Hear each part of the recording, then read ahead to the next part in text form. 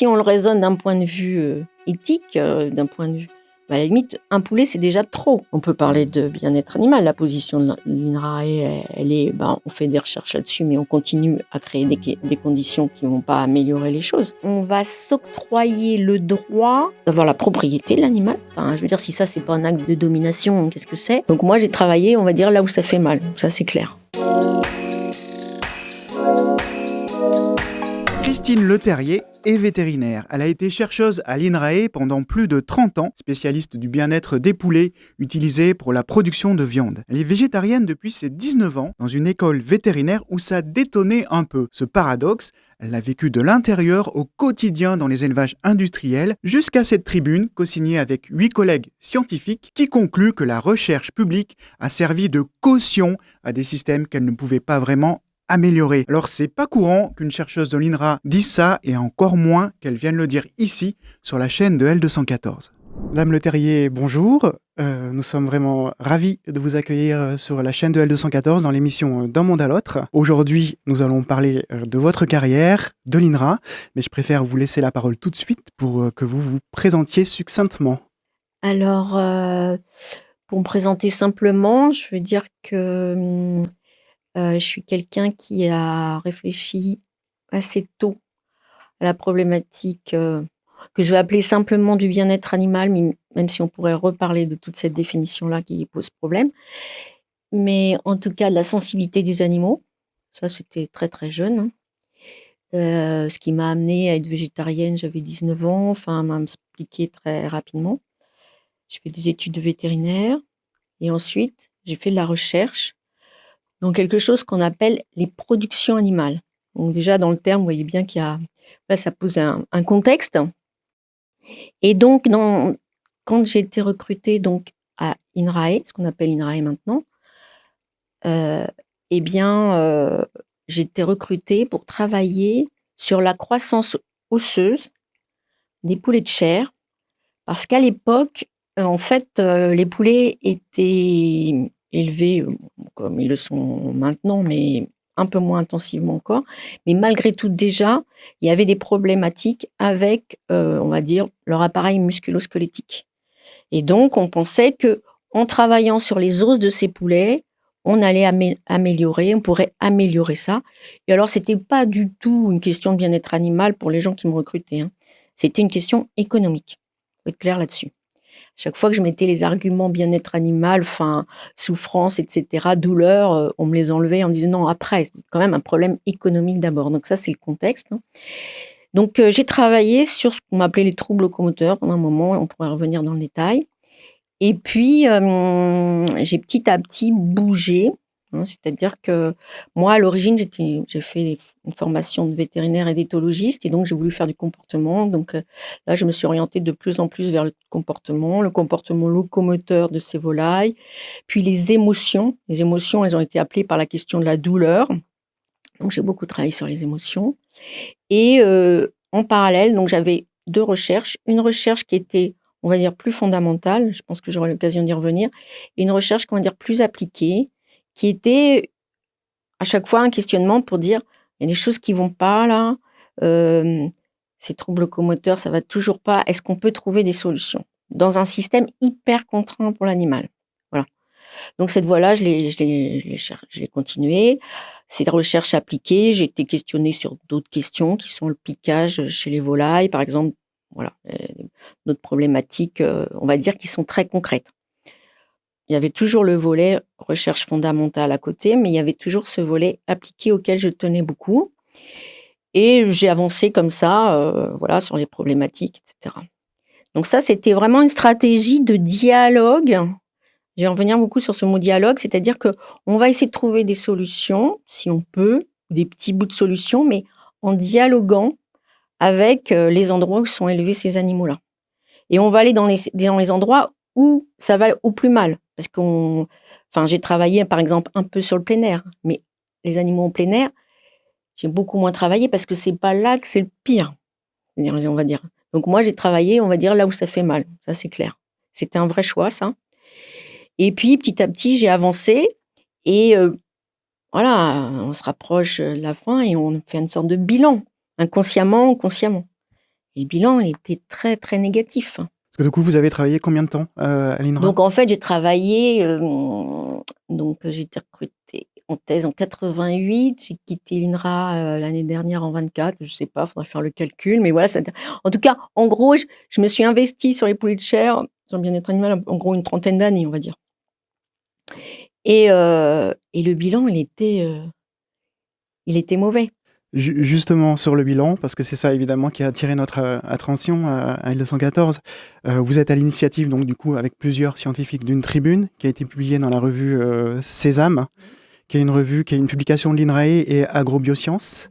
Vous m'arrêtez si je dis des bêtises. Elle a été signée donc par 7 scientifiques expérimentés de l'INRA. Et puis une scientifique du CNRS, Odile Petit. Et cette tribune se termine justement par cette citation. Je vais la lire parce qu'elle est vraiment intéressante et étonnante à plus d'un titre pour nous. Alors, je la cite. « Les connaissances que nous avons apportées ont finalement peu fait bouger les lignes et elles ont servi de caution scientifique à des productions génératrices de graves atteintes au bien-être des animaux, à un certain welfare washing, en quelque sorte. Alors, soyons plus clairs. Non, améliorer le bien-être des animaux dans les systèmes intensifs n'est pas possible. » Donc voilà, je pense que c'est peut-être Donc c'est là que conclusions. j'en arrive à une sorte de bilan là où je suis dans ma réflexion en disant j'ai choisi une stratégie, est-ce que c'est la bonne? Et en fait, je veux en parler quoi. Et je propose à un congrès, je propose un sujet que je veux aborder, c'est améliorer le bien-être animal, 2 points. Les chercheuses et les chercheuses y croient-ils? Donc ça, c'est la première question. J'y crois plus là. Et je sais qu'il y a des gens qui disent mais voilà, on n'y croit plus parce qu'on apporte soi-disant des solutions, mais elles sont. Alors on va y revenir sur la position du chercheur et puis de ce qui se passe dans l'industrie, ce qui se passe sur le terrain. Mais c'est pas dans l'industrie, c'est dans la santé, c'est partout pareil. C'est-à-dire le chercheur, lui, il propose il trouve une solution. C'est pas lui qui dirige ce qui va se passer dans la société. Pas lui du tout qui dirige là. L'industrie, le système médical, autres, s'en emparent ou ne s'en emparent pas. C'est ça, nous, c'est une mise à disposition d'un savoir. Il faut bien comprendre comme ça. Donc, c'est pas que le savoir soit bon ou pas bon. Il est démontré, il est passé dans des revues scientifiques, il est complètement démontré. Mais après, qu'est-ce qu'on en fait? On le met de côté, on oublie, ou est-ce qu'on s'en sert pour faire des changements? Et donc, je vois qu'il n'y a aucun changement, et pour cause, parce que ça, soi-disant, ça coûte trop cher, ça prend trop de temps, enfin, les solutions qu'on a trouvées, quoi. Et donc là, voilà, c'est ce bilan, il est pas bon, quoi. Et donc, on commence cette discussion, à plusieurs scientifiques qui travaillant sur ce thème, à se dire, bah oui, on n'est pas, voilà.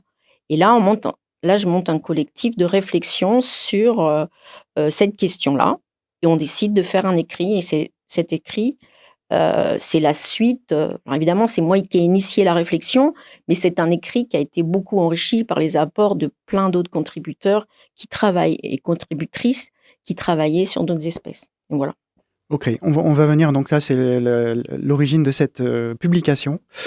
Qu'est-ce qui, au début, en tout cas, quand vous êtes au début de vos carrières, vous êtes recruté par l'INRA, qu'est-ce qui vous a amené, vous, à travailler sur le comportement et le bien-être des animaux? Alors, je vais faire une distinction qui est quand même assez énorme entre comportement et bien-être animal qui sont souvent mis dans le même panier, ça n'a rien à voir. Je pourrais faire du comportement et puis ne pas m'intéresser au bien-être de l'animal. Savoir juste quand est-ce qu'il mange. Ça n'aurait pas forcément de conséquences. Le bien-être animal, c'est encore une fois, alors on pourrait le redéfinir, Jocelyne Porcher dit que c'est un concept qui a été inventé par les zootechniciens pour masquer la souffrance animale. On peut le prendre comme ça, on peut le prendre différemment. Mais le bien-être animal, c'est quand même l'idée de se dire, bon, la façon dont on élève les animaux, on voudrait que ce soit dans cet état de bien-être animal, qu'un état mental et physique positif, et c'est ça la problématique. Alors ça, c'est pourquoi moi, j'ai envie de faire du comportement parce que ça m'intéresse, c'est de la curiosité. Alors là, c'est vraiment de la curiosité. Moi, avant de travailler sur les poulets, j'ai travaillé sur les abeilles, hein. Donc, moi, j'aurais peut-être continué sur les abeilles. Ça m'allait aussi bien. Mais à un moment, j'ai l'opportunité de travailler sur une problématique en élevage et il s'avère que c'est une problématique de bien-être animal. Et ça me va complètement parce que moi, je suis complètement dans cette question-là. J'ai choisi d'être végétarienne. Végétarienne en 1980 dans une école vétérinaire, je peux vous assurer que Vous n'allez pas être c'était pas nombreuse. comme maintenant. Ensuite, j'ai travaillé vraiment en élevage. J'ai été vétérinaire en clientèle, parce qu'on est sur le terrain, quoi. Ensuite, Vétérinaire sanitaire, c'est ça? non, pas sanitaire. J'ai été soigner des cochons, des vaches, voilà. Le métier classique qu'on s'imagine quand on est vétérinaire, des chats, des chiens, etc. Donc,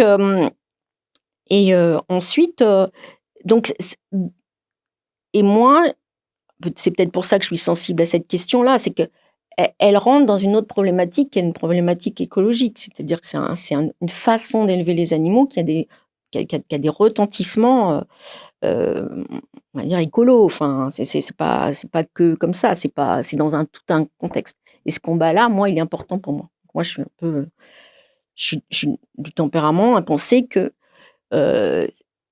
si on se bouge, on va essayer de faire changer les lignes. Je pense pas que ne rien faire, enfin, on fait rien parce que ça sert à rien. Enfin, c'est comme vous, L214 est actif parce qu'il pense que s'il il fera peut-être bouger des lignes. Bien Voilà, sûr. de ce point de vue-là, on est dans la même attitude. C'est-à-dire qu'on pense que...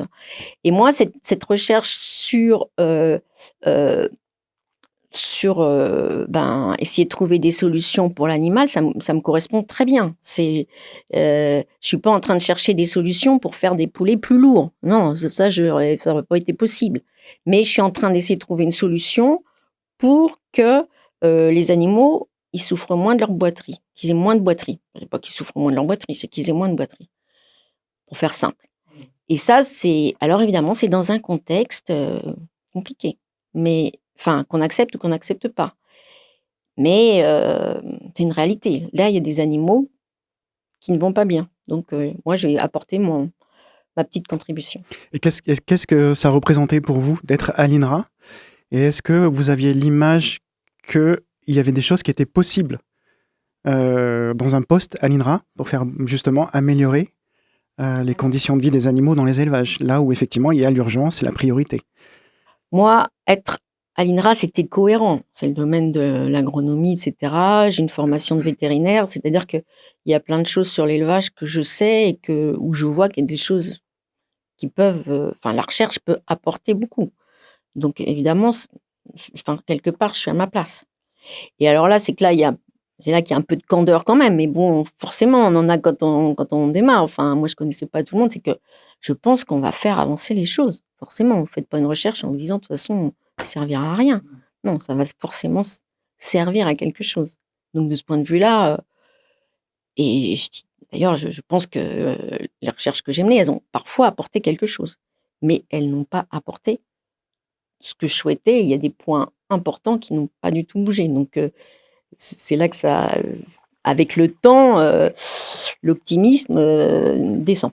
En tout cas, dès le départ, votre intention, en acceptant ce poste à l'INRA, était vraiment d'améliorer les conditions de vie des animaux dans les élevages avec une approche scientifique.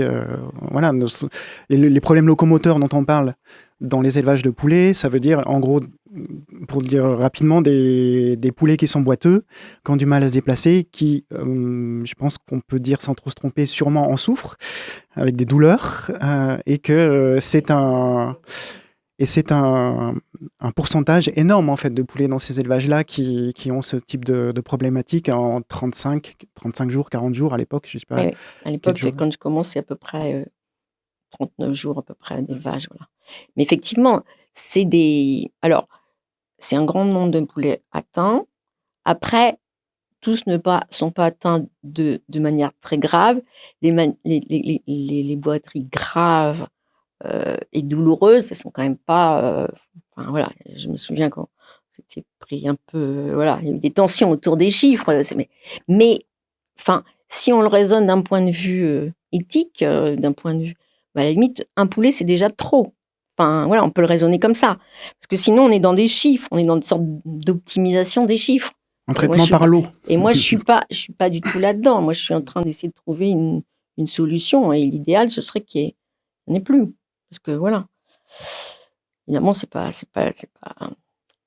les résultats que j'apporte, par exemple, première, c'est vite démontré, hein, que en fait, si on réduit la croissance de ces poulets-là, s'ils commencent à grandir moins vite, on va avoir beaucoup moins de problèmes.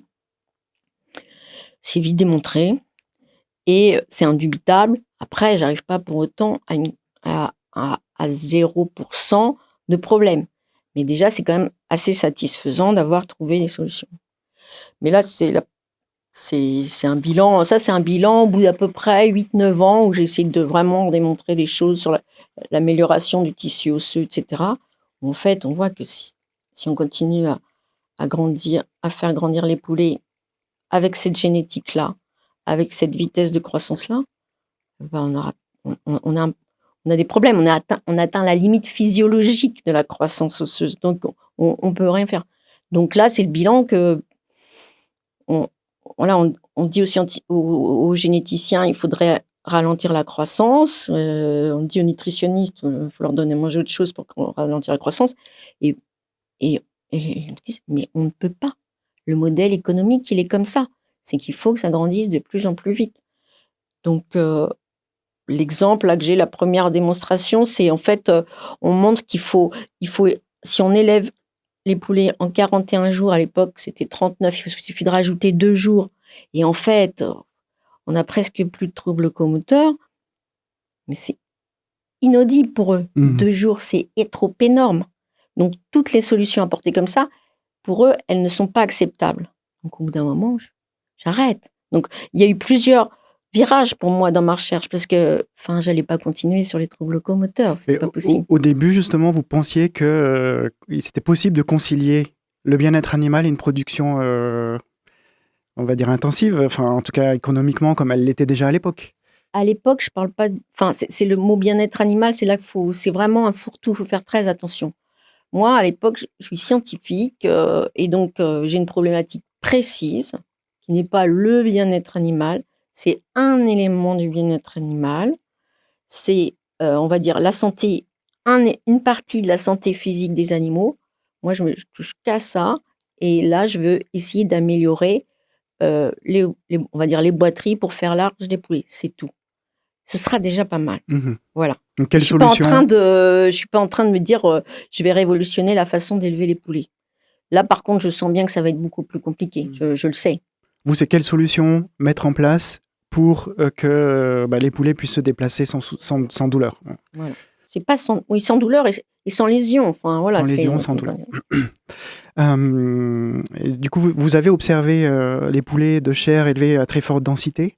À ce moment-là, qu'est-ce qui vous semblait acceptable scientifiquement? Est-ce que la situation de ces élevages-là pouvait devenir acceptable? C'est-à-dire que là, j'imagine, vous trouvez une solution pour que les poulets puissent se déplacer, faire descendre le pourcentage de poulets boiteux, on va dire, parce qu'arriver à 0, ça va être compliqué, même dans les meilleures conditions possibles. Ensuite, quelles étaient les approches suivantes? Parce que là, on est sur des élevages, on a 20 000, 30 000 poulets, alors qu'on sait, je sais pas, au niveau éthologique, que ce sont des animaux sociaux et que peut-être il y a quelque chose qui va être indépassable à un moment donné. Est-ce que vous avez déjà une... Alors, déjà, je reviens sur le fait de dire scientifiquement acceptable. C'est pas scientifiquement acceptable.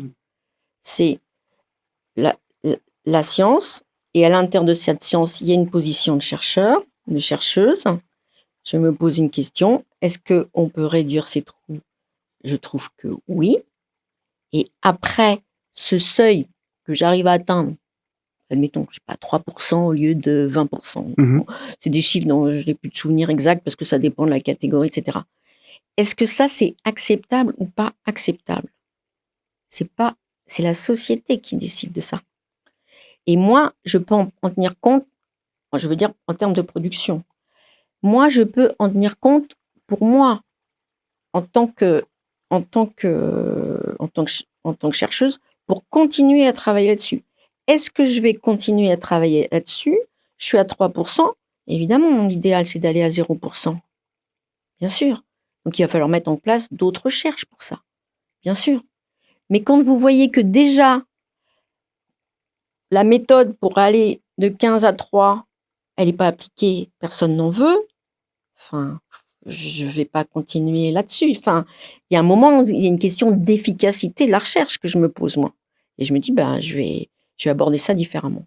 Voilà, c'est là que je commence à switcher vers autre chose. Quelque chose qui est intéressant, je trouve, c'est justement la position scientifique, d'un scientifique.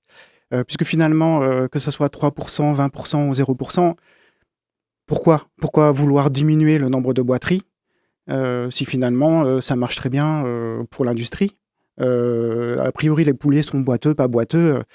Finalement, le but, si le but c'est de fournir de la viande à la population, il y a quand même un positionnement scientifique, ou en tout cas un positionnement éthique intégré dans la science, c'est-à-dire qu'on a quand même une vision, quelque chose. Est-ce qu'on peut travailler à dire je veux réduire les douleurs ou les boiteries plutôt, on va dire, les boiteries dans un élevage, sans se dire que derrière l'intention c'est quand même d'améliorer la condition de vie de ces animaux et de diminuer leur douleur.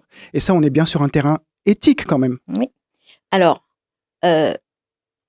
j'aime pas quand vous dites la science. Il n'y a pas la science.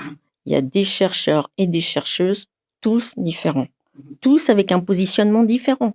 Même dans ceux qui ont écrit l'article avec moi. On a tous un positionnement qui est légèrement différent vis-à-vis de l'élevage. Donc moi, à ce moment-là, je suis dans une position qui est ce qu'elle est. Je vous le dis, je suis végétarienne. Végétarienne, ça veut dire qu'on accepte l'élevage. Je mange du fromage, je bois du lait, je mange des œufs.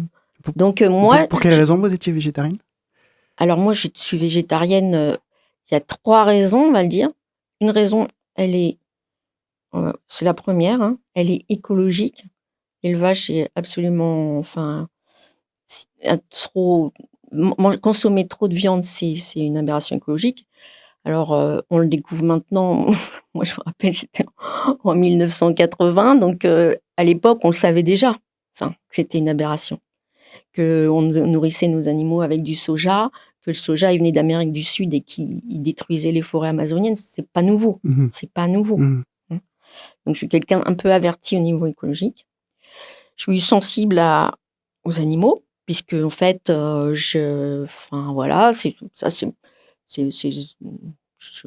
beaucoup de gens sont sensibles aux animaux. Donc, en plus, à côté de chez moi, il y a un abattoir. Donc, je pense que ça m'a aidé à être sensibilisée aux animaux.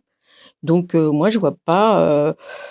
je veux pas consommer beaucoup de produits animaux. Mais j'ai pas dit que j'en consommais pas. Je n'en consomme pas beaucoup. Ça veut dire que j'ai éliminé la viande. Mais je remets pas en cause du tout l'élevage. Et je ne le remets toujours pas en cause. Pour moi, l'élevage, il est nécessaire. Pour en revenir là-dessus. Et puis après, il y a une question, on va dire tout simplement de goût. Moi, je n'étais pas fan de viande, comme beaucoup de jeunes femmes qui sont pas fans de viande. Bon, donc, c'était le plus simple, c'était de ne pas manger de viande. Et quand j'attaque cette problématique, c'est-à-dire que moi, je ne mange pas de viande. Alors là, les gens me regardent avec des yeux ronds. Et tu es dans un système qui produit de la viande. Là, tu veux bien te mettre à disposition. À l'époque, j'admettais que, en fait, il y avait des gens qui avaient besoin de manger de la viande. Donc, ça remonte un peu. Maintenant, on se rend compte qu'on en consomme de trop. À l'époque, on n'était pas du tout dans cette problématique-là. En santé publique, on savait qu'il y avait des gens qui avaient encore des carences au niveau de la consommation de protéines animales. Et je ne me vois pas prôner le végétarisme. C'est une question, on va dire, de santé publique. Maintenant, on est beaucoup plus clair là-dessus. C'est qu'on est beaucoup plus clair. Et toutes les démonstrations sont faites par les enquêtes, etc., qu'on en mange beaucoup de trop. À l'époque, c'était pas du tout le cas. C'est-à-dire qu'on pensait que c'était possible de vivre sans viande, mais possible. C'était pas une recommandation. Donc, pour moi, il est logique qu'on continue à produire de la viande. Et je me retrouve face à ce système qui, on emploie le mot, hyper intensif. Mais c'est bien là que sont les problématiques, qu'il y a une problématique de je redis encore, bien-être animal. C'est-à-dire que, pour moi, je veux dire, par exemple, aller travailler sur le bien-être, la qualité de vie, on va dire, de bovins allaitants, n'aurait pas eu de sens. Parce qu'ils sont, je vais simplifier, mais ils sont pas si mal. Quitte à faire le boulot, on va faire le boulot là où ça fait mal. Donc pour moi, c'est ça. C'est mon engagement là. C'est vraiment, c'est une position engagée dès le début. Mmh. Mmh. À quel moment, vous avez justement commencé à percevoir que, vos travaux scientifiques n'allaient pas forcément être, donnés suite, en fait, dans les pratiques? Et peut-être à un moment donné où parce que et si je comprends bien, il y avait quand même l'idée de vouloir changer les choses de l'intérieur et de les faire changer très concrètement. En gros, on met les mains dans le sang et dans la merde, j'ai envie de dire. On remonte les manches et on prend pas une position extérieure, éthique, tranquille dans son siège, voilà, mais de dire: «OK, je vais voir qu'est-ce qu'on peut faire très concrètement pour, améliorer justement la locomotion des poulets dans les élevages». Ça a été, on va dire, ça a été un peu progressif. La première étape, j'ai mentionné tout à l'heure, c'est-à-dire qu'on dit, en fait, il faudrait juste qu'ils grandissent moins vite au démarrage, ralentissez-les un peu et ça ira mieux. Et là, voilà, le dialogue, enfin, les dialogues, avec les généticiens. Alors, la génétique, ça se raisonne à l'échelle internationale, hein, pas du tout dans ce sens-là, donc on voit bien que c'est un peu sans issue, donc il va falloir trouver d'autres moyens. Donc là, je commence à douter. C'est là que je commence à aller vers d'autres, je fais un repli vers les recherches fondamentales. La recherche fondamentale est beaucoup plus, confortable. Confortable. On n'est pas confronté à ces problématiques-là de dialogue avec des gens. Enfin, moi, je maintenais le dialogue. Je voulais absolument continuer à discuter avec eux pour essayer de voir ce qu'on pouvait faire. Donc là, il y a voilà, on travaille je travaille sur les émotions et puis, je reviens quand même parce qu'il y a encore des choses à faire. Je me dis: «Bah, si on ne fait pas d'un point de vue génétique, on peut peut-être au niveau nutritionnel travailler là-dessus». Donc là, j'ai fait des études de plus sur l'aspect comportement alimentaire, le lien entre le comportement alimentaire et le comportement locomoteur pour faire marcher les poulets. Donc, j'ai eu l'occasion de parler de ça. Qui est le titre d'un de vos articles. Un de mes articles, comment faire marcher les poulets. Pourquoi faire marcher les poulets d'ailleurs. Et, et du coup, et ça, c'est voilà, enfin, on essaye de faire en sorte que ça diffuse sur le terrain, mais c'est pas, il y a très peu d'applications. Donc, de nouveau, bah voilà, c'est trop compliqué parce que le système, il est trop contraint, il est trop contraint. Et donc, à ce moment-là, là, les poulets de chair, je les mets de côté, je retourne au fondamental et je réponds, juste à certaines demandes qui me sont faites, pour participer à certains travaux où j'amène un œil on va dire, d'éthologiste, hein, sur certaines problématiques. Des problématiques, qui sont pas vraiment ma problématique propre de départ, mais sur lequel je peux avoir une expertise, du style, par exemple, le piquage. Le piquage des poules pondeuses ou le piquage des canards. Et là, c'est la même chose, c'est-à-dire qu'on peut trouver des solutions. Elles sont pas, enfin, je pourrais donner des anecdotes, mais elles seront pas non plus appliquées. Donc, d'un moment, arrive le temps du bilan, quoi.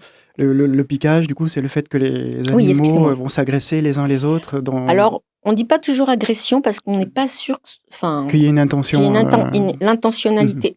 Le reste, c'est que enfin, l'individu qui est piqué, auquel on arrache les plumes, évidemment, lui, il se sent agressé. Mais notre problématique avec l'agression, c'est qu'on est, enfin, voilà, il y a pas de démonstration aussi claire que l'individu qui arrache les plumes lui-même soit, enfin, il est agresseur vu de loin, mais il n'a pas forcément l'intentionnalité de l'agression. Voilà, ça, c'est un petit peu le bémol qu'on met. Mais le résultat, il est que les animaux, alors là, c'est de la douleur aiguë, c'est de la mort, c'est éventuellement même du cannibalisme. Même si on va pas sur le cannibalisme, la plume d'un oiseau, elle est super bien innervée parce que elle a un rôle dans le vol, elle a un rôle dans plein de dans plein elle a plein de rôles, la plume. C'est vraiment la spécificité des oiseaux et c'est vraiment quelque chose de hyper précieux. Et donc, arracher une plume, c'est hyper douloureux. Et donc, on les entend les poules des fois quand elles se font arracher une plume. Elles se plaignent, elles crient. Mais c'est pas ce cri qui dit tout. C'est-à-dire qu'il y a des individus qui se font ce qu'on appelle piquer, arracher les plumes, mais qui disent rien. Mais pour autant, c'est on peut présumer sans doute que voilà, c'est un mécanisme qui est douloureux. Et très concrètement, est-ce qu'il y a des solutions pour limiter le piquage dans le cadre de l'élevage? Il n'y a pas de solution miracle. C'est une maladie très complexe. C'est maladie, c'est pas une maladie, mais c'est un comportement délétère complexe qui dépend de beaucoup de choses, qui est présent en élevage industriel, mais aussi en élevage familial. Hein. Faut pas. Là, par contre, on peut difficilement dire oh là là, c'est parce que c'est industriel, parce que c'est intensif. Non, ça peut arriver dans une petite basse-cour où il y a que 6 poules, donc voilà. C'est donc il y a plusieurs problématiques suivant les espèces, hein, mais je vais vous donner un exemple qui est chez le canard, parce que cette étude-là, moi, elle m'a vraiment fait réfléchir. Donc, ce piquage, il existe beaucoup chez la poule pondeuse, mais il existe aussi chez le canard. Et chez le canard, j'ai une collègue qui est spécialiste du canard. Moi, je travaille pas beaucoup sur le canard, et elle a envie de tenter une expérience en utilisant un aliment enrichi en oméga 3, en acides gras oméga 3, pour essayer de réduire l'occurrence du piquage. On sait que les oméga 3, ils sont très importants lors de la gestation. Ça a bien été démontré qu'il y avait des effets, on va dire, quand on alimente les mamans souris avec des oméga 3, il y aura des conséquences sur le développement cérébral des souriceaux. On sait plein de choses là-dessus. Chez l'oiseau, il n'y a pas beaucoup de démonstrations, et elle choisit de faire une expérience, enfin on en discute ensemble sur ce qu'on va regarder, etc., apporter des oméga 3 aux mères, et donc il y a des mères avec beaucoup d'oméga 3 et des mères avec un régime normal en oméga 3, et ensuite on va regarder la conséquence sur la descendance. Donc elle regarde plutôt la croissance, etc. Puis on va regarder aussi ce qu'on appelle la réactivité émotionnelle. Est-ce qu'ils sont plus nerveux, pour faire simple? Et puis, on va aussi regarder l'occurrence du piquage. Et alors que sur le piquage, jusqu'à présent, on n'a jamais aucune solution, là, on voit un truc incroyable. Donner des oméga 3 en quantité à ces cannes, les mamans de la descendance, eh ben, ça réduit le piquage. Chez les descendants? Chez les descendants. Mmh. Ça doit jouer au niveau du développement cérébral à ce moment-là. Et là, c'est vraiment... En fait, moi, je l'avais suivie là-dedans, mais j'y croyais pas trop à son affaire, et je suis super contente qu'elle ait une intuition comme ça, c'est bien, quoi. Et donc, on fait... on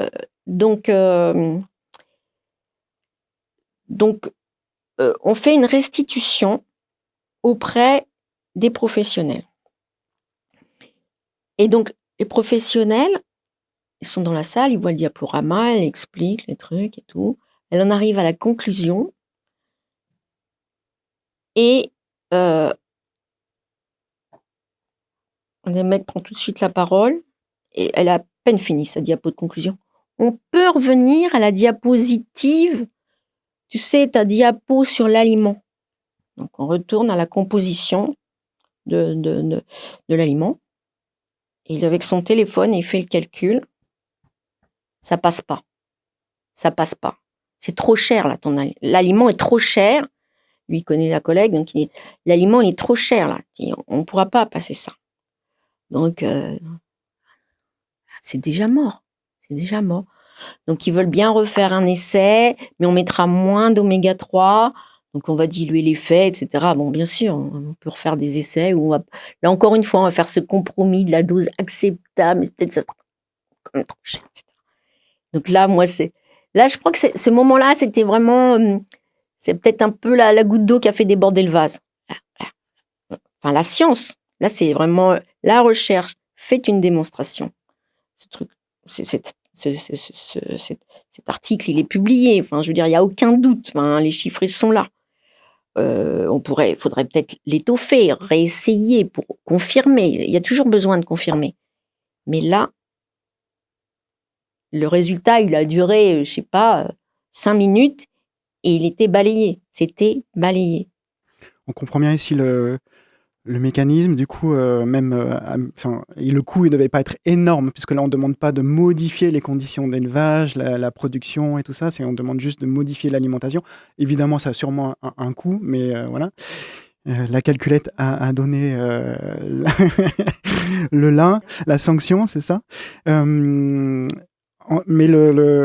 l'idée de rajouter de l'oméga 3 dans l'alimentation, est-ce que déjà la chercheuse ici intègre que des choses plus drastiques, plus radicales, j'ai envie de dire, sur les conditions de la densité des populations. Alors là, on est sur le piquage. Alors peut-être que c'est comme vous dites tout à l'heure, il y a du piquage aussi dans les petites densités.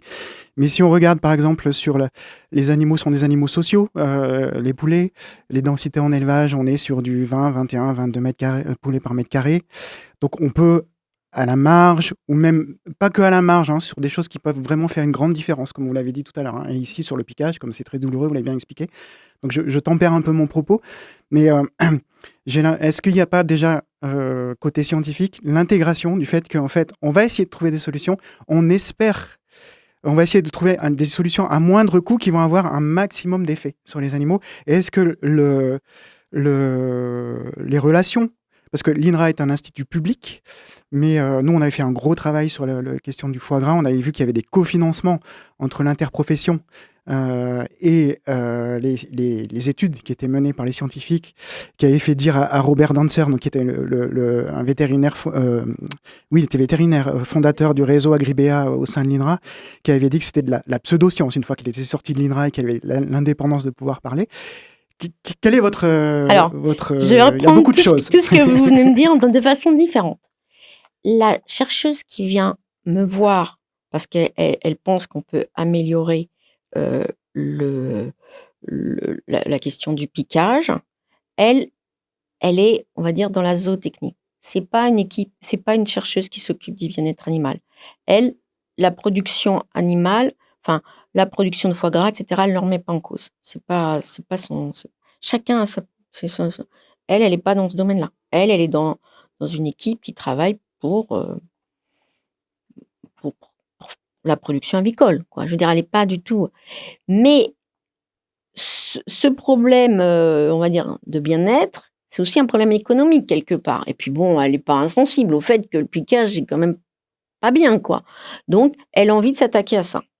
Mais évidemment, elle ne remet pas du tout en cause la problématique de la façon dont on élève les canards. Elle n'est pas du tout là-dedans. Et c'est moi qui accepte d'apporter ma petite contribution sur la façon dont on va mesurer, la façon dont on va tester, parce qu'on va regarder des choses du domaine du comportement. Donc, elle a besoin un peu de mon expertise. Et moi, je joue le jeu de faire ça. Moi, j'ai très peu travaillé sur le canard parce que je trouvais que c'était trop dur. C'est de me protéger aussi. Hein. J'étais un peu lâche peut-être des fois. Je n'ai pas voulu travailler sur la douleur, c'était trop dur. Parce que faut y aller. Hein, faut les faire, les expériences. C'est dur. Là, moi, je trouve que des fois, quand après, on se retrouve un peu incriminé par les médias, etc., je peux vous assurer que c'est pas toujours facile à vivre quand vous avez fait une expérience qui est dure. Elles sont dures. Elles sont dures pour nous, expérimentateurs, expérimentatrices aussi.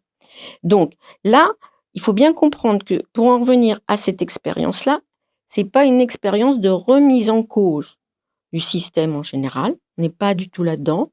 Et moi, à l'époque, j'aurais du mal à le faire parce que je le connaissais pas si bien que ça. J'ai retravaillé après sur la problématique du foie gras, on pourra en reparler, donc c'était différent, mais cette problématique-là, je la connaissais peu. Donc moi, j'ai une expertise qui est limitée, donc voilà, je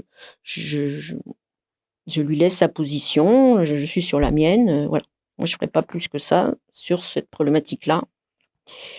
On en arrive à la question que vous avez abordée, qui est une autre question qui est complètement différente, qui est cette question des conflits d'intérêts quand on travaille avec une filière. D'accord ? Alors là, on va être très clair, moi, j'ai jamais eu de financement avec une filière, aucune, si ce n'est la première thèse que j'ai eue qui m'a été, qui a été financée par, comment dire? Heu, une entreprise, on va dire, qui fabriquait de l'aliment, d'accord? Donc fabriquer l'aliment, ça veut dire aussi faire du conseil aux éleveurs et cetera. J'étais dans une problématique de toute façon que je remettais pas en cause cet élevage-là, enfin je le remettais en cause, mais j'essayais d'apporter ma contribution. Après, on a travaillé sur le comportement alimentaire, le comportement locomoteur. Honnêtement, ça leur a pas trop plu ce qu'on a fait parce que j'ai gardé complètement ma liberté, ils me l'ont laissé, mais voilà. Et franchement, les conclusions, elles les arrangent pas du tout, du tout, mais bon, c'est comme ça. Il y a eu cette autre problématique dont vous parlez avec la question, le commentaire de Robert Danzer. Donc là, c'est une autre problématique, hein. J'ai un collègue qui travaillait sur la problématique du foie gras et qui était, comment dire, qui avait des financements par, on va dire, les producteurs de foie gras. Le CIFOG, l'interprofession du foie gras. Il y a évidemment un conflit d'intérêts. J'en ai évidemment discuté avec ce chercheur. J'étais pas d'accord. Lui, il a persisté, il a mené sa route. Moi, j'ai mené la mienne. D'accord? Mais après, je ne ferai aucun commentaire sur la façon dont Robert Danzer a commenté ça. Moi, je suis pas là pour faire des commentaires sur les commentaires. D'accord? Moi, je suis juste une scientifique où j'admets, comme Robert Danzer, que on va dire, il y a 2 articles qui sont faibles scientifiquement. Après, ils ont été publiés. Ils sont faibles, ils ont des faiblesses. Je ne vais pas rentrer dans le détail, enfin, on pourrait si vous voulez, mais il y a des faiblesses dans ces articles-là. Ils ont été publiés quand même. Voilà. L'évolution des recherches sur le foie gras a été ce qu'elle est. On pourrait en reparler, hein, c'est vraiment un thème éventuellement d'actualité, mais en tout cas, bien sûr, il peut y avoir des conflits d'intérêts. Moi, j'ai fait très attention à ça. Mes financements, c'est l'ANR, l'Agence nationale de la recherche. Après, j'ai le ministère de l'Agriculture. Il est peut-être pas si clean que ça, mais bon, c'est quand même un financement étatique. Hein. J'ai des financements INRA. Peut-être pas si clean que ça, mais je veux dire, c'est quand même mon institut. Enfin, je veux dire, je peux pas. Je vais quand même frapper à la porte de ça. Et puis l'Europe. Et l'Europe, on peut penser que c'est neutre et tout. Rien n'est neutre. Aucun financement n'est neutre. Ça, faut bien le comprendre. Par contre, il y en a qui sont quand même hyper marqués, qui sont ceux avec les filières, forcément. Là, non. Oui, parce qu'au-delà justement du cofinancement par une filière en direct, là on voit le conflit d'intérêts assez patent. Il y a aussi les sujets qui sont choisis. Qui choisit les sujets? C'est-à-dire vous avez dit que vous avez été recruté pour travailler sur les problèmes osseux, les problèmes locomoteurs dans la filière des poulets de chair. Est-ce qu'à un moment donné, justement, il n'y avait pas des implications économiques qui font que, ok, on aimerait bien que vous travaillez... Enfin, qui décide de ces sujets? Parce que c'est très important. C'est capital même. Et là, on n'est plus sur les financements, mais on est quand même sur une orientation qui vient bien de quelque part. Alors, ça, c'est la vraie problématique. C'est pour ça que quand vous me dites tout à l'heure, vous employez la science acceptable. Chose que je ne peux pas entendre, moi. C'est-à-dire que parmi X sujets de recherche, et pas de science, hein, de recherche, il y a des questions, on va creuser, on va se poser des questions, eh bien, on en choisit certaines. Et on n'en choisit pas d'autres. Alors là, ça dépend de mon institut qui va accepter. On va lui faire les chercheurs et les chercheuses vont faire des propositions qui vont être acceptées ou pas. Qui vont être acceptées en fonction du contexte. En fonction du contexte. C'est-à-dire qu'en ce moment, il y a cette problématique-là. Évidemment, ça va être plus facile actuellement d'avoir un poste sur la grippe aviaire, par exemple. Ça me semble une sorte d'évidence, là. Donc, en fonction du contexte, des choix de mon institut, qui dépendent des choix du ministère de l'Agriculture. Ministère de tutelle de l'INRA. Du ministère de tutelle, plus de l'Agriculture pour ces sujets-là que du ministère de la Recherche et de l'Enseignement, qui dépend, alors on peut dire de l'État, enfin des pressions aussi, on va dire de certains syndicats agricoles, sans les nommer, sans le nommer.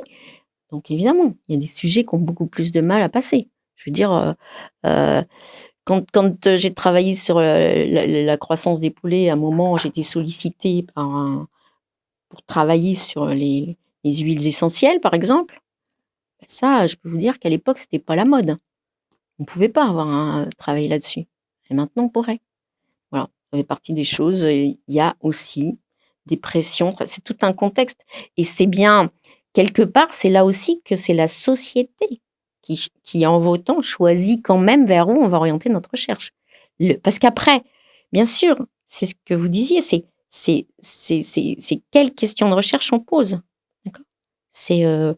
La question, elle n'a pas été posée, si je reprends les troubles locomoteurs, à des sociologues, des économistes, des juristes, des anthropologues pour dire on arrête ou on n'arrête pas l'élevage du poulet. C'est pas cette question-là qu'on a posée. On aurait pu, on aurait pu, on aurait pu, mais c'est pas ça. Quelle était la question alors On a dit, on continue, parce que à l'INRA, il y a quand même, il a toujours eu ces deux tendances avec on va dire, je parle en agriculture, pour la partie agricole, une agriculture qui s'intensifie, et puis une agriculture qui va être, on va dire, plus alternative, et on laisse une voix, on laisse un peu de gens s'exprimer dans ce domaine-là.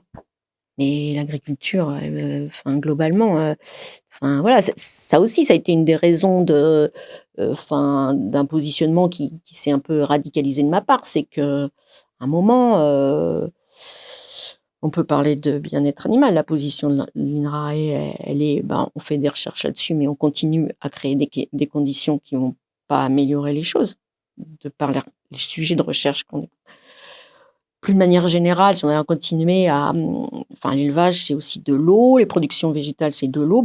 Quelle est l'attitude de l'INRAE vis-à-vis de la gestion de l'eau? On va continuer à faire des recherches dans un système qui est hyper consommateur d'eau, par exemple en agriculture. Parce qu'il y a les animaux, mais il y a aussi plein d'autres choses.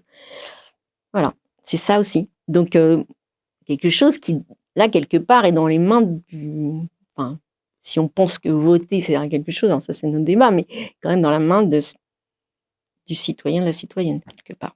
Est-ce que quelque chose se joue aussi dans la culture et la formation des scientifiques? Tout à l'heure, vous avez parlé justement d'une zootechnicienne qui se posait la question de l'oméga 3. Quand on est de la zootechnie, est-ce que les chercheurs de l'INRA font surtout de la zootechnie d'ailleurs? Est-ce qu'il y a justement des chercheurs qui viennent d'autres domaines? Sociologie? Alors, là, je vous parle, quand je dis zootechnie, c'est une façon d'aborder l'élevage.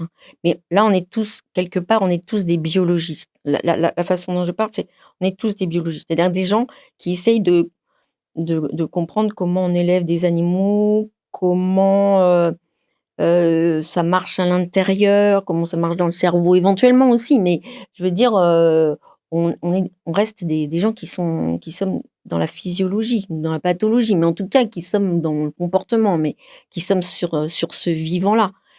Là, on s'adresse aux animaux non humains, mais évidemment, il y a des gens à l'INRA qui sont sociologues, philosophes, économistes, etc., qui sont dans d'autres départements, qui s'intéressent aux animaux humains. Moi, dans mon domaine, j'ai des compétences sur les animaux non humains, c'est tout. Je n'ai pas tellement beaucoup plus de compétences, donc voilà. Mais la problématique, elle pourrait se poser ailleurs. Est-ce que ça peut influencer justement la formation, d'où on vient Évidemment, je veux dire, si vous êtes biologiste, vous allez travailler en biologie. Alors, après, on peut faire des interactions avec d'autres disciplines. Moi, j'ai beaucoup travaillé avec d'autres disciplines diverses et variées. Mais là, par exemple, on est en train de faire un article avec des linguistes et de Rennes 2 et Émilie Dardenne de Rennes 2. Qu'on a reçu ici. Oui, que vous avez reçu, donc qui regarde et analyse, et c'est une interaction sur notre façon d'écrire. Comment nous, on écrit nos articles scientifiques. Et alors, c'est complètement dans le thème, c'est comment est-ce qu'on fait disparaître quelque part l'animal dans nos écrits, ou comment on le laisse un peu apparaître, ou comment on l'anonymise, etc. On essaye de le tenir à distance. J'espère vraiment que cet article-là va sortir parce que c'est vraiment intéressant. Et ça, c'est d'autres disciplines avec lesquelles on interagit. On a pu interagir aussi avec des sociologues, etc. Bref. Mais moi, je veux dire, là, c'est une interaction, mais j'ai pas de compétences. Voilà, moi, à la base, je suis biologiste. Mais je regarde la mécanique, enfin, biologiste au sens large, c'est-à-dire que je regarde le comportement des animaux, etc. Je peux faire la physiologie aussi, c'est ma formation, mais je peux regarder un rythme cardiaque, voilà. Mais le reste, l'analyse économique, je suis pas experte, c'est grossier, je vais la faire à ma façon, ou alors je vais aller voir des collègues et je vais leur poser la question. Mais le fait qu'on choisisse de continuer à recruter des biologistes dans certains domaines, ça veut bien dire que là, on recherche la performance. On ne remet pas en cause le système. On comprend bien qu'on n'est pas dans le recul. Et même parmi ces biologistes, moi, je faisais partie des gens qui réfléchissaient à l'échelle de l'animal. C'est-à-dire qu'au moins, pour moi, un animal, c'est un sens. Quand il y a des biologistes qui réfléchissent à l'échelle d'une cellule ou d'un brin d'ADN ou je sais pas quoi, ils peuvent justifier au niveau de leur introduction du fait qu'ils travaillent dans un système agricole où je sais pas, il y a des problèmes de reproduction de la vache laitière, etc. Ouais. La vache laitière se reproduit moins bien et donc il faut faire ça, donc il faut faire ça. Donc on arrive au brin d'ADN. Bien sûr, on peut poser la question comme ça. L'autre question, c'est de dire mais pourquoi elle se reproduit moins bien? Peut-être que c'est trop intensif l'élevage laitier. C'est un système très intensif, l'élevage laitier. Parce que, évidemment, on tire un boulet rouge sur les. On va parler surtout des cochons, des volailles, mais il y a d'autres systèmes intensifs. Les poissons, l'élevage laitier, il n'a pas l'air, mais il peut être très très bien, mais il peut être parfois pas terrible. Absolument. Vous avez aussi parlé du coup dans la tribune, en tout cas de Sésame, de cette autre notion, parce que là vous nous avez dit les résultats sont clairs sur l'oméga 3 par exemple, ou sur justement réduire les boiteries parmi les poulets. On sait comment on pourrait faire, mais l'industrie ne se saisit pas de ces résultats-là. Et il y a aussi dans la tribune le mot de caution scientifique. C'est-à-dire qu'à un moment donné, on s'en sert des résultats. Voilà. Alors, ça, c'est venu, on va dire, c'est venu beaucoup plus tardivement. C'est-à-dire que on est beaucoup à avoir travaillé sur cette problématique d'essayer d'améliorer les conditions de vie des animaux d'élevage et dans une démarche qu'on pensait une démarche de progrès. C'est-à-dire quand même, on va faire un peu avancer les choses. Bon, a posteriori, on se dit non, c'était vraiment un pansement sur une jambe de bois. Mais bon, à un moment, on y a cru quand même. Enfin, je veux dire, sinon on ne l'aurait pas fait. Donc on disait qu'on allait faire un peu bouger un petit peu les choses. Et au moins, s'il y avait quelques animaux qui allaient mieux, ça serait déjà ça. Des fois, on ne vise pas. Enfin, moi, par exemple, je suis militante Amnesty International. Quand j'envoie des lettres, je ne pense pas que je vais sortir tout le monde de prison. Mais si j'en sors qu'un, ce sera déjà ça. C'est le point. C'est une position, voilà, de quelqu'un d'engagé. Enfin, mais je suis pas la seule, voilà. Mais ça, c'est les gens qui travaillaient, on va dire, pour faire simple, le bien-être animal dans le département qui s'occupe de l'élevage. Dans le département qui s'occupe de l'élevage, il y a plein de gens qui continuent à avoir un élevage plus performant, plus meilleur économiquement, plus. À l'INRA, il y a ça aussi. Donc en fait, c'était ça qui était gênant, c'est-à-dire que il y avait des orientations qui étaient pour dire, mais en fait, on disait non, mais l'INRA travaille pour améliorer le bien-être animal, etc. C'était dans nos missions, c'était explicite, l'amélioration du bien-être animal. Et puis en même temps, on fait des choses qui vont pas du tout améliorer. Enfin, ça va pas dans ce sens-là, quoi. C'est évident que ça va pas dans ce sens-là. Donc en fait, quand les journalistes venaient, enfin voilà, il y avait des tribunes à tenir, suivant les cas, on dit non, mais alors les gens disent mais il y a problème bien-être animal. Non, mais vous inquiétez pas, on a des chercheurs qui vont chercher des solutions. Donc, plus ça allait. Non, mais là, on me sort quand on a envie de me sortir, quoi. Mais c'est tout. Mais on ne remet pas en cause du tout le fait qu'il y a des systèmes, il faut juste pas travailler dessus. Le dernier exemple que j'ai en date, c'est qui semblait être un progrès pour moi, c'est-à-dire qu'en fait, notre département décide qu'on va plus travailler sur les animaux en cage, qui sont élevés en cage. Ah, chouette. voilà, dire on fait plus de recherche sur ça parce que enfin, je veux dire, ça a plus de voilà, ça pas de futur, on va dire. Voilà, donc le demain, la recherche, c'est pas ça. Oui, donc on arrête. Donc les gens qui travaillent sur le foie gras aussi arrêtent, parce que la plupart des canards sont élevés en cage pour le foie gras. Bref, on arrête tout ça.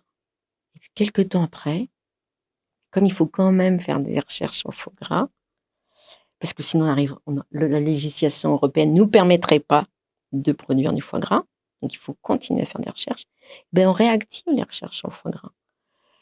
Alors, soi-disant sur une espèce qui n'est pas élevée en cage. Enfin, les applications demain, elles seront sur le canard en cage, si jamais il y a application, si jamais il y a réussite, si jamais le programme aboutit, bref. Et donc, on se remet dans un futur comme ça. Enfin, pour moi, c'est intenable, ça. C'est intenable. Alors, je suis peut-être hypersensible, mais non, il y a des choses, je ne pouvais plus. Je ne pouvais pas. Comment vos collègues ont réagi à cette prise de position ? Alors l'Institut peut-être, je ne sais pas si on peut parler d'une position de l'Institut, une réaction de l'Institut, mais aussi vos collègues ? Alors, d'abord, il y avait les collègues avec qui j'ai fait l'article. Alors, on va parler de cela d'abord, parce que quand même, je veux leur dire merci. Et puis, on s'est fait du bien. Parce que le fait de dire que, voilà, non, tout ça, ça va pas. Alors que, bien sûr, on en avait la conviction, mais que nous, comme on était dans cette démarche on va dire, de progrès, de trouver des solutions, on taisait ça. On essayait toujours de voir le soleil. Voilà, c'est ça, c'est une attitude. Eh bien, je pense que ça nous a fait du bien. C'était un peu thérapeutique de se dire, d'admettre que là, on était bien d'accord là, tous autour de la table. Ça va pas. Voilà. Je le dis. Voilà. Et on accepte d'écrire là-dessus. Parce que j'avais essayé avant, on m'a dit oh. Bon, il y a d'autres collègues qui n'étaient pas trop pour qu'on parle. Donc voilà, ça, on avait réussi à dépasser ça. Donc ça, c'était bien. Ensuite, quand on fait cet article-là, on se dit aussi, là, on va lancer un débat. On pense qu'on va lancer un pavé dans la mare. Comme là, parce qu'on a essayé de discuter avec les collègues, mais ça ne marchait pas. Donc là, on envoie un truc et non. Le silence. Le silence. Ça a été, que ce soit de la part, on va dire, un peu de la hiérarchie ou des autres collègues qui étaient peut-être plus dans la production, on n'a pas été ça nous a vraiment, ça c'était un choc aussi, c'est de dire, mais en fait, les gens, alors 1 ou 2 personnes ont été interpellées, mais la plupart d'entre nous, on s'attendait à ce qu'il y ait des discussions, même si c'était des discussions de couloir, des discussions autour du café pour se dire, mais tu dis ça, mais enfin quand même. Non, très peu. Des gens qu'on connaissait déjà un peu acquis à ce positionnement. Mais les autres, ceux qui pensent qu'il faut quand même continuer à aider les filières, à avancer, enfin voilà, c'était le silence. Est-ce que c'est inaudible ? Est-ce que c'est trop dur ? Est-ce que c'est... Je ne peux pas parler à leur place. Je ne peux pas. Il faudra leur poser la question.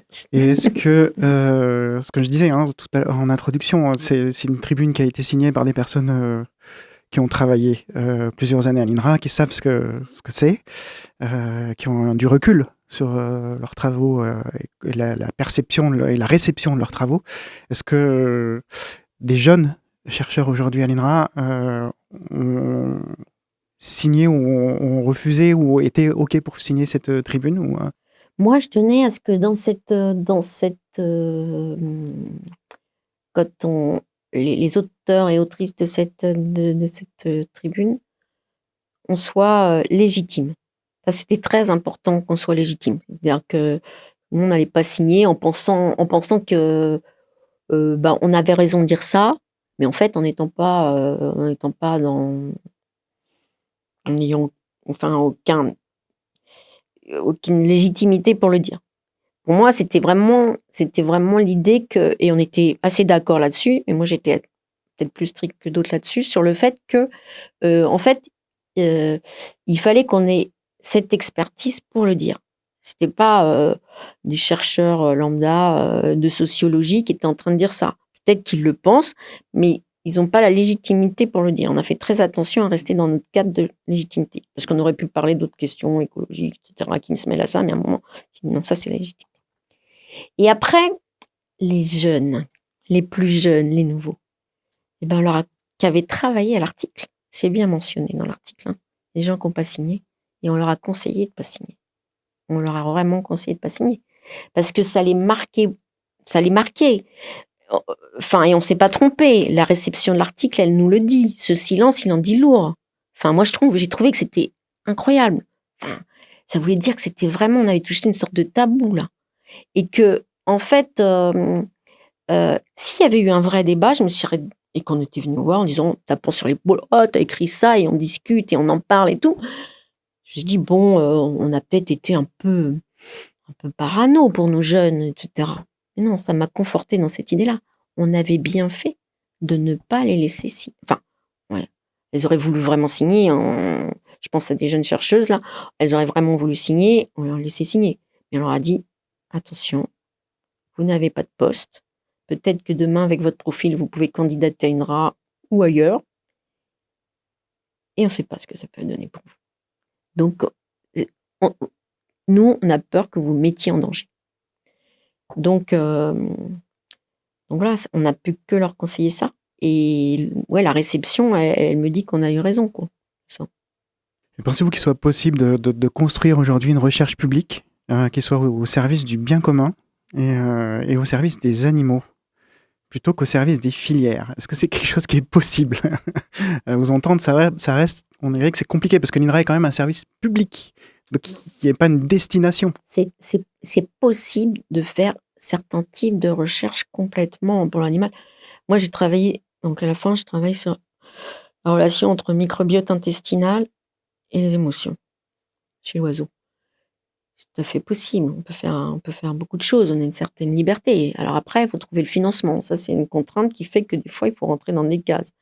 Mais la question, elle est pas que là. C'est-à-dire que on est recruté sur un poste. Vous avez vu, j'ai été recrutée sur la croissance osseuse des troubles locomoteurs. Quand je suis sur microbiote et émotions et capacités cognitives et mémoire, je suis plus là. Mais j'ai fait mon chemin, j'ai réussi à démontrer que ce que j'allais faire, ça tenait assez la route, je publiais assez pour pouvoir aller là où je veux aller, en fait. Donc ça, c'est possible.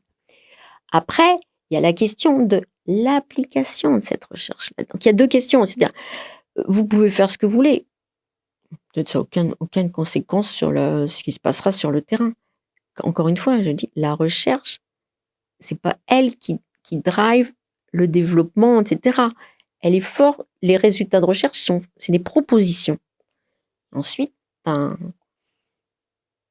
monde s'en empare ou ne s'en empare pas. Donc ça, on va dire, on va pas. Donc, on peut toujours faire des recrutements. Il continue à y avoir des recrutements de chercheurs et de chercheuses pour améliorer le bien-être animal. Oui, il y en a. Après, en quoi ça améliorera? Là, j'ai plus de doutes qu'avant. Après, il y aurait des questions à se poser comme on disait, est-ce qu'il y a des anthropologues, est-ce qu'il y a des sociologues, il y a des philosophes, etc., qui pourraient s'emparer de cette question-là? Certains sont déjà emparés. Florence Burga, à l'origine, elle est recrutée à INRA. Donc, mais est-ce qu'ils vont être audibles dans cet ensemble général, hein? Voilà. C'est pas. Il y a des gens qui sont plus ou moins entendus. C'est difficile à dire, quoi. Mais je pense que de toute façon, quand on s'engage dans n'importe quelle voie, à un moment, on va être soit on a forcément une position éthique, et après elle peut être que ce soit vis-à-vis de l'animal ou vis-à-vis du vivant en général, vis-à-vis, je sais pas. Mais la question de est-ce que on va laisser faire, on peut laisser recruter certaines personnes, oui. Mais après, c'est aux gens qui vont s'emparer ou pas s'emparer. Et je dirais là, c'est presque une question de tempérament. Pourquoi est-ce que vous êtes lancé dans L214 ? Pourquoi vous avez monté L214 ? Oh, une conviction sur la sensibilité des animaux et qu'on peut faire avancer les choses, ça c'est C'est sûr. ça, vous Évidemment aviez la qu'on est conviction que vous pouviez faire avancer les choses. Ben, je pense qu'il y a des gens, il y a des chercheurs, ils sont très intéressés par leur sujet, ils veulent comprendre les mécanismes, ils veulent comprendre des trucs, mais est-ce que ça aura un impact ou pas? C'est autre chose. Ça, c'est une posture dans la vie, je dirais. Comme vous allez signer une pétition pour je sais pas quoi pas, il y a des gens qui signent jamais parce que, en fait, ils pensent que ça sert à rien. D'accord? Eh ben, il y a des gens, cette abstraction de dire je fais avancer le savoir, j'amène ma petite pierre dans le savoir, on saura que tel récepteur dans la cellule, c'est plutôt un récepteur protéique, un récepteur, je ne sais pas, lipidique, je ne sais rien, ou intranucléaire, bref. Ça leur importe beaucoup. Ce que ça apportera demain, c'est pas leur problème. Moi, je suis pas là, j'étais pas là-dedans et vous n'êtes pas là-dedans non plus, parce que ça, c'est une, voilà, c'est une posture vis-à-vis du vivant, c'est, je sais pas, c'est mon enfance, je sais pas où ça remonte, mais à un moment, moi, je suis quelqu'un qui est engagé. Avec le recul que vous avez aujourd'hui, si vous pouviez parler à la chercheuse que vous étiez au tout début, à la thésarde que vous étiez, ou à un jeune chercheur ou une jeune chercheuse aujourd'hui, qui a cet objectif, cette intention de faire évoluer les choses, qu'est-ce que vous diriez aujourd'hui? Alors, au tout départ, je serais pas vétérinaire, parce que je pense que j'ai consacré, alors là, ça va peut-être vous faire bondir, mais trop de temps aux animaux non humains. Mais que les animaux humains, ils sont quand même, il y a beaucoup de choses à faire pour eux aussi. Et j'ai considéré, ouais, le bilan pour moi, il est, bon, après, c'est peut-être mon état actuel, mais j'ai trouvé que c'était vraiment beaucoup de temps consacré aux animaux non humains. Euh, Parce que voilà, actuellement, j'essaye d'aider des animaux humains et c'est raide, quoi. Donc, je vous dis, ah, j'aurais peut-être mieux fait de faire ce choix-là. Ensuite, admettons, je me suis orientée vers les animaux, je sais pas, par amour des animaux, ou amour avec un drôle de A, mais bon. Je pense que, ouais, ça a été trop dur, ce travail en élevage intensif. J'aurais sans doute dû pas accepter de faire ce grand écart. C'est quand même un sacré grand écart enfin, je le savais, hein, mais vous vous engagez en thèse sur l'élevage du poulet de chair. À l'époque, on était peut-être qu'à 30 km².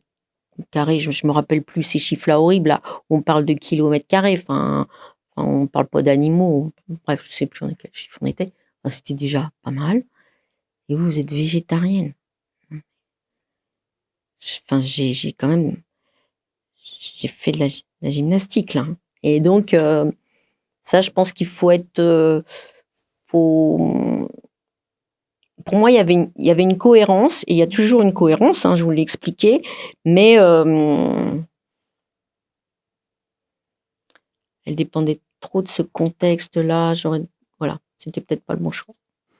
Est-ce qu'aujourd'hui, les connaissances qui se développent en éthologie autour des animaux qui sont utilisés dans les élevages a fait et de matière ou à faire changer les choses? C'est-à-dire, est-ce que aujourd'hui, le monde mental des animaux, est-ce qu'on découvre des choses ou est-ce que, bon, la messe est dite sur la métacognition, sur la conscience, sur la capacité des animaux à choisir, avoir une vie biographique, etc. Enfin, est-ce que c'est important? Est-ce que c'est grave de faire s'ouvrir les animaux? Alors, il y a, il y a deux choses dans votre question. C'est-à-dire, bien sûr, les connaissances avancent sur les capacités cognitives des animaux, de tous les animaux, même des invertébrés, enfin bref. Et ça, c'est très important d'en être conscient. Elle va nous aider à vivre avec eux et à mieux les comprendre, à leur fonctionnement, etc. Et après, est-ce que pour autant, il faut faire plus pour eux? Alors ça voudrait dire, ça sous-entendrait qu'il faut que les animaux soient intelligents pour qu'on s'occupe d'eux. Je suis pas du tout d'accord avec ça. Ça veut dire qu'il faut que un individu soit malin, conscient, etc., pour qu'on s'occupe de lui. Vous mettez ça euh, dans le monde des animaux humains, ça veut dire que les gens qui sont moins conscients, moins intelligents, moins de capacité cognitive pour une raison X ou Y, pathologie, etc., c'est pas la peine de faire attention à eux. C'est hyper dangereux. Sur la C'est question hyper dangereux. des émotions. C'est-à-dire que un animal, je dirais, quel qu'il soit, il faut faire attention. Alors évidemment, moi, je peux peut-être faire simple en disant que je suis spéciste, hein, même si je suis dans le plus grand respect de certains animaux, mais je fais une distinction entre les animaux. Et je suis obligée, parce que même si j'étais végane, quelque part, à un moment, je suis confrontée à l'animal, même végane. Donc, à ma position vis-à-vis de l'animal. Mais je fais une distinction entre les animaux. Mais malgré tout, l'idée, c'est que quel que soit l'animal, quelles que soient ses capacités cognitives, il faut faire... Enfin, on a des devoirs vis-à-vis de ces animaux. Et de la façon dont on les élève, etc. Donc ça, pour moi, c'est-à-dire que, pour moi, c'est pas parce qu'on va démontrer que les animaux sont plus intelligents que, pour autant, il faudra encore faire plus attention à leur bien-être. C'est un lien que je trouve qui peut être hyper dangereux. Par contre, il fonctionne très bien. Il fonctionne très bien. Ça a déjà été démontré par les gens qui ont travaillé là-dessus. C'est que si ces travaux-là, ils sont vieux, c'est Hemsworth, je ne sais plus quand, qui démontre que si on explique aux gens qui élèvent des cochons on leur fait un topo avant que les cochons c'est intelligent, ils vont faire plus attention aux cochons. Ça c'est ça. C'est-à-dire qu'on a l'impression Psychologiquement, il se rapproche peut-être de l'humain. C'est un animal qui se rapproche de l'humain et donc ça nous aide. Pour moi, je me dis il faut faire attention. Ça. C'est un argument qui, bon, avec le recul que j'ai, je me dis danger. Et sur la question des émotions, de leur vécu, et du coup, si on veut pas faire de discrimination arbitraire, parce que quand même c'est pas très chouette, sur la question de l'espèce, qu'est-ce qui va être déterminant pour faire une discrimination de votre point de vue entre un animal humain et non humain? Enfin, non humain, c'est très très vaste, mais entre un cochon ou une vache et un être humain. Quel est le critère finalement? Parce que vous avez l'air de faire une hiérarchie. À quel endroit vous la placez? Moi, je fais une hiérarchie. Elle est pas, elle est pas tant que ça entre l'animal non humain et l'animal humain. C'est pas ça. C'est que dans les animaux non humains, j'ai quand même moins de sympathie pour un moustique. Et voilà. C'est juste ça. C'est-à-dire qu'il y a un moment. C'est la sympathie le critère? Non, mais c'est pas le bon mot. Vous m'avez prise là où il fallait pas. J'ai employé des mots comme ça que vous avez repris et qui m'ont fait bien mal. Mais vous voyez bien ce que je veux dire. C'est-à-dire que je vais avoir moins d'empathie, voilà, si ce mot-là est peut-être juste, sur la mort d'un moustique que sur la mort d'une vache. C'est évident. Et sans doute vous aussi. Voilà. Je crains fort qu'on soit tous un peu d'accord là-dessus. C'est-à-dire que après, voilà, je fais quand même une hiérarchie des espèces. Après, la différence entre l'animal humain et l'animal non humain, là, au niveau fonctionnement biologique, etc., clairement, il n'y a pas de différence. On est tous des animaux. Donc là, après, on peut partir, mais ça, c'est des débats qui nous dépassent, moi, me dépassent vraiment. C'est-à-dire la notion de culture, même si certains animaux ont une culture, voilà, une certaine culture, un certain psyché, des capacités très grandes à la métacognition qu'on retrouve que dans certaines espèces animales non humains. Bon, après, on peut retrouver des trucs. Moi, ce qui me gêne le plus, c'est pas la barrière animal humain, animal non humain qui me semble celle-ci. C'est à nous de bien la gérer, je dirais. Mais malgré tout, dans les espèces, on va dire animales, non humains, je fais des différences, quoi. Cette gradation qu'on a un peu de façon intuitive entre la vache et le moustique, par exemple, sur quoi elle se... effectivement, c'est une question qui est vaste, qui est compliquée, mais justement, intuitivement, sur quoi on pourrait la poser pour que ça soit pas arbitraire? Est-ce que c'est justement sur une psyché qui est plus compliquée, plus vaste? Non, là, franchement, c'est un débat, c'est une question qui me semble trop large pour qu'ils répondent là facilement, etc. Moi, ce qui me gêne, je dirais presque le plus dans nos attitudes d'une manière générale vis-à-vis des animaux non humains, c'est que on va revendiquer pour eux, éventuellement, certains d'entre nous comme vous, revendiquer, votre association, certaines façons de vivre, d'élever, etc. Mais qu'en même temps, euh, par exemple, dissocier je ne vais pas parler particulièrement d'elle 214, je vais prendre l'exemple d'une position végane où en fait, en même temps, on a un chat et on accepte de castrer le chat. Ça me gêne parce qu'à un moment, on met l'animal, vraiment, on veut le protéger, on ne veut pas le consommer, mais on a plein de façons de notre relation avec ces animaux non humains, elle est vraiment multiple. Et à un moment, on va s'octroyer le droit d'avoir la propriété de l'animal, pas rien. Enfin, je veux dire, si ça, c'est pas un acte de domination, qu'est-ce que c'est? Et en plus, d'interférer sur son intégrité physique. Alors, je sais pas que je sois contre la castration des chats. C'est juste que pour moi, il y a une sorte de chose qui me semble pas complètement cohérente. On peut avoir les meilleures intentions et faire des erreurs, mais en tout cas, on a l'intention de... Dans l'intention, dans un domaine particulier, qui va être notre consommation alimentaire. Mais il y a tout le reste. L'animal non humain, il nous apporte tellement de choses. Moi, j'ai rien contre le fait d'être végane, mais il faut regarder aussi tout le reste, quoi. Donc ça me dérange plus. C'est ce genre de problématique qui me gêne un peu. Et donc, du coup, d'avoir un discours, on va parler de l'animal. Alors moi, j'ai du mal à parler de l'animal parce que les animaux sont tellement différents. Donc ça, j'ai vraiment du mal. En tout cas, on peut penser que la castration du chat est une démarche intellectuelle, de dire les conséquences que ça va avoir. Voilà. Donc, on est quand même sur une démarche philosophique. C'est la fin justifie-t-elle les moyens. Alors ça, une fois avec ça, on peut avaler beaucoup de choses, mais voilà, je sais pas. Je pense que même si on réfléchit à la condition humaine, on a exactement les mêmes démarches. Voilà, on va interagir sur une population. Voilà, de quel droit on va interagir sur une population, une société, etc. Et pourtant, les individus à l'intérieur qui en souffrent, je crois qu'on a le droit d'intervenir à des moments.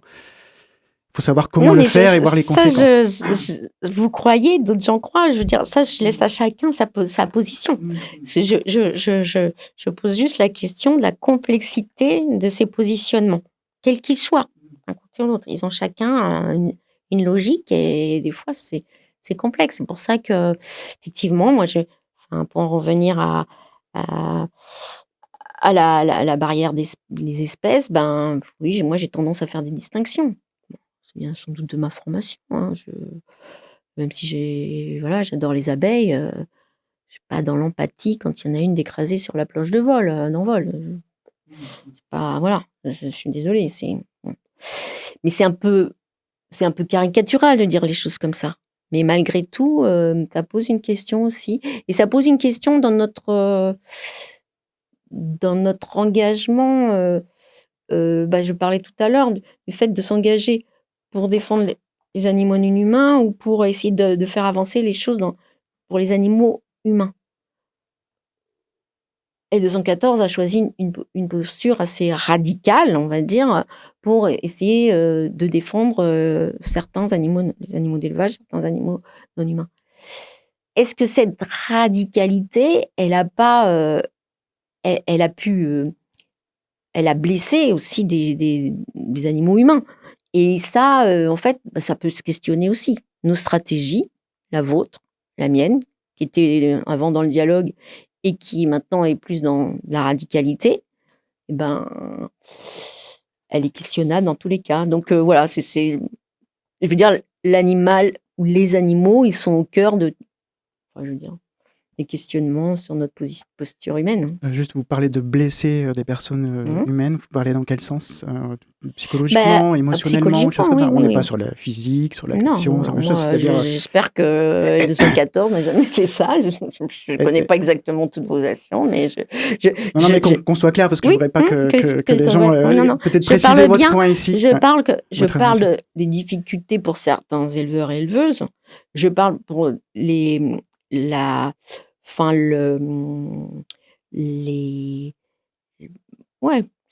pour moi, une certaine violence de ne serait-ce de vos propos, enfin, l'utilisation de mes propos par L214, par exemple, hein.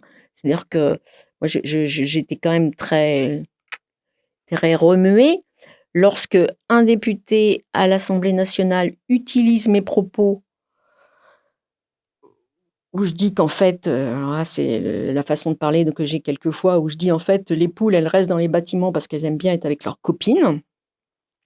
Il utilise ce propos-là pour défendre les poules en cage.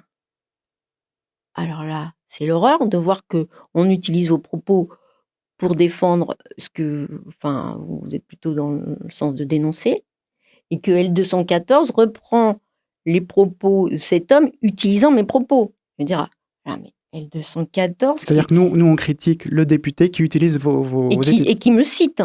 Oui. Donc, sous-entendu, quand vous réécouterez la vidéo, bah, c'est Christine Leterrier qui l'a dit, ça. Hein, c'est bien les chercheurs d'INRAE qui disent qu'il faut mettre les poules en cage. Il n'y avait pas besoin de il n'y avait pas besoin de me citer. Mais par contre, c'est repris, quoi. Et pour ça, pour moi, c'était très, très violent. Vous avez, dans vos fonctionnements, aussi votre violence. Elle est ce qu'elle est. On est d'accord. Oui, on est sur la réception d'un chacun message. sa stratégie. Hein, on est d'accord. Chacun sa stratégie. J'ai la mienne qui était de dialogue.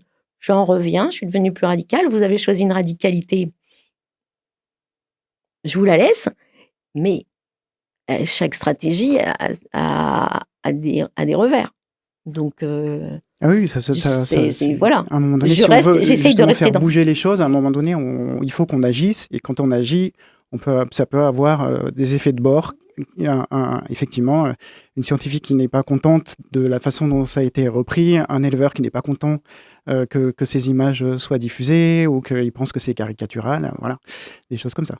Avec il y a aussi violence, le terme est très très fort parce qu'on peut mettre beaucoup de choses, donc une émotion négative de dire ah là je suis un peu comment dire, vexé dans la façon dont ça a été repris. On peut pas tout à fait comparer ça à une violence qui est faite sur les animaux, qui est là de la mutilation, de l'enfermement, enfin qui est radicale, qui est d'interrompre une vie, etc. Enfin, vous voyez, il y a quand même quelque chose. Bon, voilà, c'est mon avis. Mais là, je ne veux pas faire le débat, vous êtes là pour être invité. J'ai tendance à terminer les interviews en demandant la réaction, votre réaction sur une campagne qu'on commence avec L214, qu'on a intitulée Le sauvetage du siècle, où en tout cas on essaye de faire campagne pour qu'on diminue le nombre d'animaux tués. Aujourd'hui, on est à plus d'1 milliard d'animaux qui sont tués dans les abattoirs en France chaque année, les animaux terrestres pour la consommation alimentaire. Donc on est sur des chiffres absolument colossaux. Je crois qu'on a plus de 60 milliards de poulets au niveau mondial. Et donc on demande en tout cas au niveau pour la consommation des Français, que ce soit de l'importation, de l'exportation, ou de l'élevage sur le terrain français ou de l'importation, de diminuer ce nombre d'animaux tués, de diviser par 2 au moins d'ici 2030, comme un espèce de consensus. Qu'est-ce que vous pensez justement de cette campagne et de cet objectif, en tout cas, concret, chiffré, et cette diminution du nombre d'animaux dans les élevages? Alors, je ne suis pas très bonne sur les chiffres, donc moi, je ne chiffre pas tellement mes objectifs. Je crois que c'est écrit dans la revue Sésame dès le début, c'est que en fait, il faut réduire notre consommation de produits d'origine animale. Votre objectif, c'est la viande? C'est le nombre d'animaux tués. Bon, c'est comme ça qu'on l'a formulé. Qui a évidemment commençant par les pires de l'élevage, qui pour nous est l'élevage intensif. Donc si on veut, c'est-à-dire qu'on demande par exemple à des supermarchés de réduire au niveau de changer l'environnement alimentaire quand on va faire ses courses, pour justement plus favoriser une alimentation végétale que aujourd'hui, vous allez dans un rayon de supermarché, où vous avez une centaine de références de jambon, par exemple, vous tendez la main, ce qui vous tombe dans les mains et ce qui est le moins cher, c'est de l'élevage intensif, de l'élevage porcin intensif. Alors, après, réduire le nombre d'animaux abattus, pour moi, ça me semble une sorte d'évidence à partir du moment où on dit qu'il faut qu'on réduise notre consommation de produits d'origine animale. Donc moi, je veux bien la viande et les autres produits d'origine animale. parce qu'il faut faire attention à ne cibler que la viande. Pour moi, c'est un peu une erreur, mais bon. Et après, la façon dont vous le faites, moi, je suis pas du tout stratège. Je vous laisse vos stratégies. J'ai pas d'expertise là-dessus. Je vais dire ça. Sur l'objectif, on est bien d'accord dans la revue Sur Sésame. l'objectif. On dit 2 choses. 1, réduire notre consommation, le préalable, si on veut qu'il y ait des choses qui soient faites, c'est réduire notre consommation de produits d'origine animale. C'est indéniable. Et ce sera mieux pour la planète aussi. Hein. Bien pour les animaux, mais pour la planète aussi. Ça, c'est réduire notre gaspillage. Parce que là, vous avez vous pourriez y aller facile aussi. C'est-à-dire la quantité de produits d'origine animale qui partent à la poubelle, à la destruction. C'est des morts pour rien. Ça, c'est énorme. Je veux dire, et ça paraît fou. Pour moi, c'est ça. Beaucoup partent à la poubelle dans les élevages aussi. Voilà. Et après, donc là où je trouve que vous n'allez pas assez, si je peux me permettre, mais c'est la partie la plus dure, et nous, on s'est confrontés à ça, c'est qu'après, dans cet article de Sésame, on a dit, en fait, on ne peut pas dire ça va pas, et alors, qu'est-ce qu'on fait? On fait plus d'élevage, on n'était pas dans cette posture-là, donc on a dit non, il faut qu'on fasse une proposition. Donc la proposition pour nous, et pour nous c'est la seule valable, hein, c'est en fait d'avoir des petites fermes, qui veut dire des petits effectifs, avec du coup moins de pathologies qui sont liées à la densité, à l'enfermement, etc. Et aussi avec des relations humain-animal qui sont bien meilleures. Voilà. Et donc, je pense qu'on a besoin aussi de propositions. Parce que sinon, je ne crois pas au fait que demain, tout le monde arrête de manger des protéines d'origine animale. Donc, on a quand même besoin d'avoir des solutions. Et ces solutions-là, elles sont très difficiles. Elles sont très difficiles. C'est un vrai choix de modèle agricole. Et ça, je pense que là, il y a un parti pris à prendre, et parce que le fait de dire plus d'élevage, plus d'abattage, pour moi c'est une radicalité qui n'est peut-être pas si fructueuse. J'ai peur qu'elle soit un peu sans issue. Du coup, voilà, j'en dis mais si, on a besoin. Et alors, moi je suis plutôt dans la posture, on est plusieurs à être plutôt dans la posture, pas cet élevage-là, mais un autre élevage. Quel élevage? Jocelyne Porcher avait entamé cette discussion. Il y a d'autres penseurs qui l'ont fait, quoi. Et il y a des propositions faites par certains, on va dire, un modèle agricole, un syndicat agricole. Donc, je veux dire, on a quand même des bases pour faire quelque chose. Seulement, actuellement, c'est très difficile. Les petites fermes, elles ont du mal à survivre. Elles vont peut-être disparaître. C'est cet élevage-là qui était un élevage, on va dire, beaucoup plus respectueux des animaux, quoi. Donc moi, j'aime mieux les attitudes. On a quand même, c'est mon côté militant qui ressort, mais on fait une proposition pour que, en disant pas ça va pas, mais essayons plutôt ça.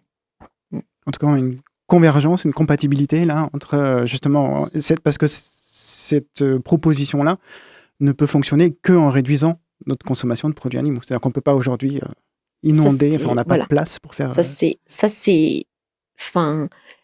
De toute façon, on n'a pas le choix, ne serait-ce que d'un point de vue écologique. Je veux dire, là, c'est juste qu'on ait des pensées vis-à-vis des animaux ou qu'on n'en ait pas.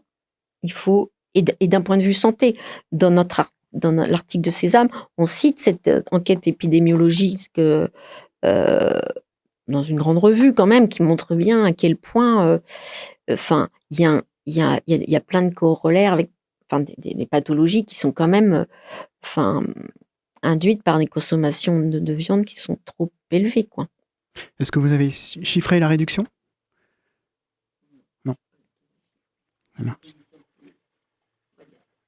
C'est un peu comme vous d'ailleurs, un peu théorique, mais voilà. Non, puisque nous, on propose la réduction par 2 d'ici 2030. On a un chiffre. Moi, on l'a chiffré. Je ne suis pas du tout dans ce genre de stratégie. Puis, voilà, clairement, cette problématique... moi, j'ai l'impression que j'ai essayé de faire le job de mon point de vue de chercheuse, avec plus ou moins de réussite, comme on a pu le discuter. Et Et maintenant, si je continue le combat, c'est dans un autre contexte. Ce sera pas, voilà, ça peut plus être sur ce genre de choses-là, qui me semble trop étroite par contre, pour, voilà. Ma vie, c'est pas que du poulet de chair, quoi. C'est pas, voilà. Donc, comme je vous disais, non, il y a un corollaire avec des problématiques humaines qu'il faut prendre en compte, et donc c'est plutôt comme ça que je vois les choses. Mais Christine Leterrier, merci beaucoup, c'était passionnant et l'émission porte bien son nom, d'un monde à l'autre. Voilà. Merci en tout cas d'avoir accepté cette invitation. Merci. Je vous remercie.